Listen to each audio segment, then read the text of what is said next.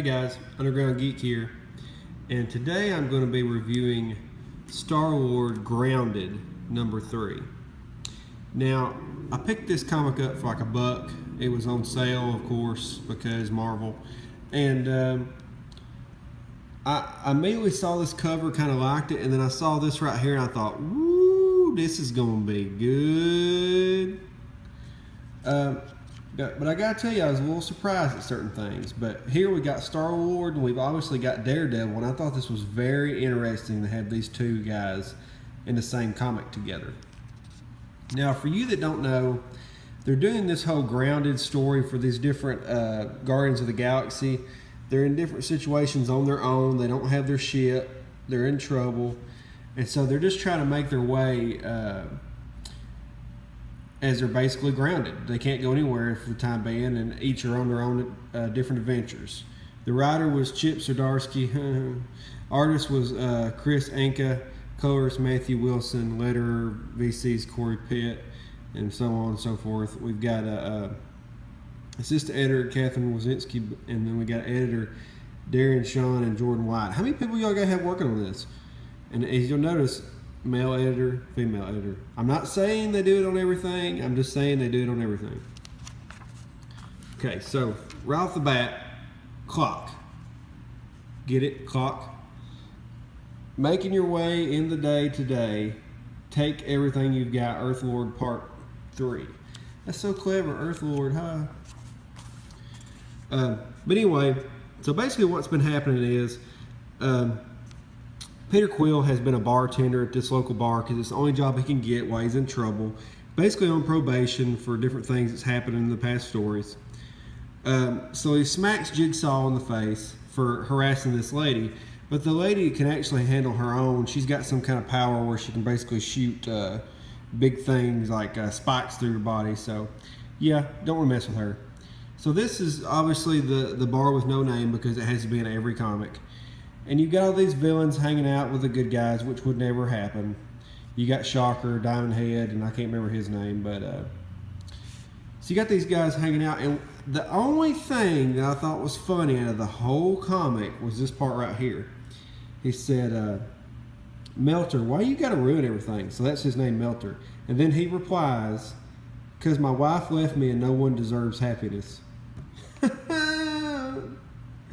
That was pretty funny. Other than that, nothing's funny in this comic.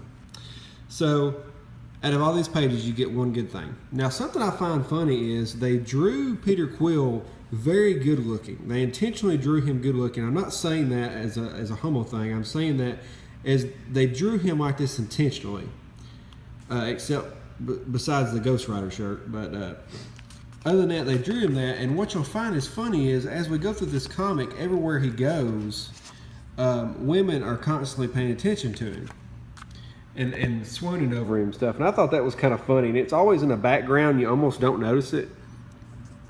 But that was kind of cool.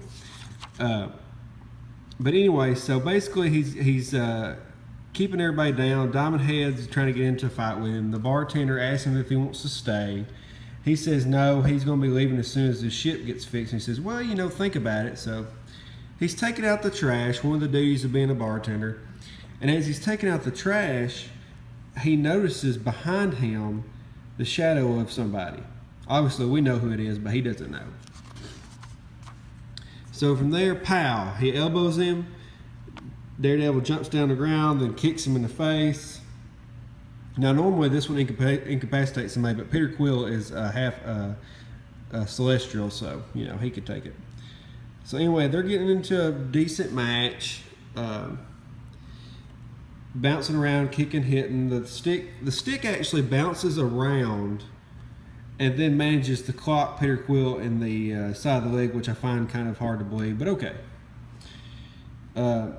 So then he ends up on top of him, pretty much got him. Now, it's almost in the middle of the day, so Daredevil being out and about this time of day is kind of odd. But basically, he's telling him that he was following him because there was some money missing that he, from the deal where he had stopped a bank robbery, there was some of the money missing, so he's accusing him of maybe taking it. He doesn't know who he is, so he's just like, maybe he took it. He's a thief. Well, anyway, they get to talking, and Daredevil can actually read your heartbeat, listen to your heartbeat, and know if you're lying. So as they're talking, he figures out that Peter Quill's not lying. He's telling the truth. But as they walk out of the alley, of course, these feminists see Daredevil, and they immediately want his picture, where in real life they would say, "Oh, you're sexist. Get out of my face. Don't talk to me. Oh, no. Save spaces." But anyway, so they're trying to get his picture. He throws him his card because Daredevil has a card. And as he's walking off, we've got more people taking pictures of Daredevil, and he looks very happy. Again, they drew Starlord with his wafty hair. So then we get this scene of him in his underwear with the sparkles, which I found very funny, but at the same time, I don't really care to see that. But that was kind of funny how they did that. And now this person draws almost the same way as the artist does for Gwenpool, the Griharoo. They draw a lot like them, very almost Disney style, but slightly different. You know, if you'll notice here, Incredible Bulk. He's taking protein shake, Incredible Bulk. But anyway, so he's drinking his little protein shake in his little short shorts, and he gets attacked again by somebody behind him. They zap him, knock him to the ground, and it's his sister, his half sister. That's why they don't look that much alike. But oh my God, I can't believe you said that. That's so racist. But anyway, so they're talking, and she says that he has ruined her reputation because she wanted the throne that he doesn't care anything about. And it's very reminiscent of Aquaman, but he kind of looks like him. But anyway, she says that she was going to kill him, but he's so pathetic at this point that he's not worth actually killing, which I think is hilarious because they're like, "Oh, you're a man and you suck. I'm a woman and I'm the best." But anyway, so that's basically what she tells her, and she says, "You know, I'll wait till you're actually worth it, and then I will end your life." He's like, "Thanks for the pep talk." So they go running. For some reason, you've got this naked guy running. I don't really understand why that needed to be like that. They should have moved them forward and put him in the back and put more detail on them because they're like stick figures. But anyway, so they're walking, and so he's talking to this old man, which is the bartender's dad, and he's kind of his guardian at this point, his probation officer, if you would. So they're talking back and forth about issues, and they get some soft serve ice cream, blah, blah, blah. This is a very action-packed comic. He eats the ice cream, loves it, goes back to the old man's house. They're talking about more issues between him and his son. And that's when he starts asking him about the money, because when he paid for the ice cream, the old man had a wallet full of money, which was very odd. So when he gets back, he asks him if he's the one that took the money. And they stand there silent for a minute. And he says, "Nobody got hurt. The insurance will pay for it," you know, the kind of type deal. "I earned it, so to speak." And so he gives him back the money minus like $800. So, of course, Peter Quill's going to have to come up with the other $800, you know, to make up for it. So he meets up in his uniform. He meets up with Daredevil. He gives him the money, and he says, "You know, so you found the money your friend mistakenly took. It wasn't me. I know how this works." And he says, "I believe you." But he doesn't think that the person that took the money is that good of a person. And he says, "Look, just take the money back." And he says, "Well, I need somebody's name. I need to know who did it." And they stand there for a minute talking, or in silence. And then he gives him the man's name. He says, "Did you say Edmund Allen?" So this is obviously a precursor to a bigger villain maybe that's coming up later. But anyway, so then we get Diamond Head. He's woke up now. And he's strapped down, and it says, "Oh, Diamond Head, chatty, chatty Diamond Head, spilling all those secrets in the bar. They've come in very handy." And so they're going back and forth. The hand kind of, and I knew who this was immediately, but the hand scratches his face, his diamond face. It's got to be pretty sharp to scratch that diamond. He says, "I can't feel. No, no, no, no, no." So at that point, we find out they have actually cut Diamond Head's leg off.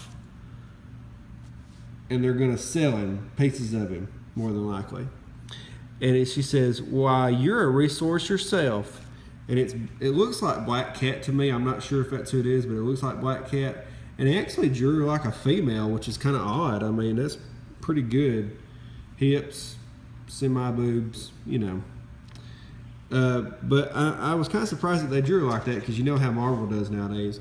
Kind of like this Inhumans Prime. I saw this preview right here for this, and the way they had the women drawn and the way they drew some of the characters, it kind of got my attention. I was like, I wonder if this comic's any good. It's not my favorite style, but it's better than a lot of stuff that's coming out of there now. They even drew Camilla Khan semi like a girl. I know she's a little like a teen girl. They drew her feminine. So anyway, that's the end of the comic. Next issue number 4. It looks like that may be Daredevil, I'm not sure, is running around with Peter Quill. It looks like they're robbing something, actually. But all in all, this comic was very dull. It was funny at times here or there, just kind of you know, not really that funny, just kind of but other than that, it's a nothing burger. I mean, you've got Daredevil just making a cameo. He does a pretty good job in it. He's actually acts like Daredevil. Starlord is basically doing nothing, and it's the most boring story I've ever seen. I didn't really realize that until I read it again, how boring it actually is.